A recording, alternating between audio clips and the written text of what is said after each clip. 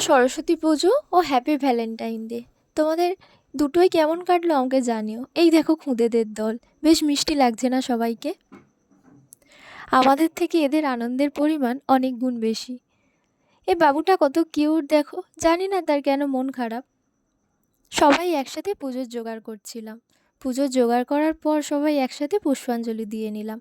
পুষ্পাঞ্জলি দেওয়ার পর হঠাৎ মনে হলো একটু স্কুলে যাই, বহু বছর তো আর যাওয়া হয় না।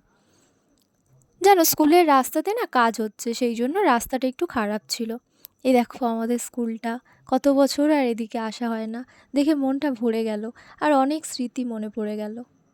এই দোকানটা থেকে আমরা খাবার খেতাম, জানো তো, আজ দোকানটা বন্ধ, হয়তো আর খোলেও না।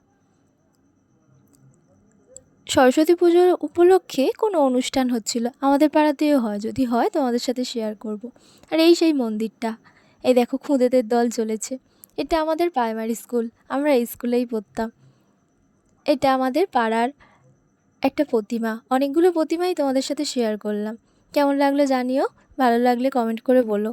Thanks for watching.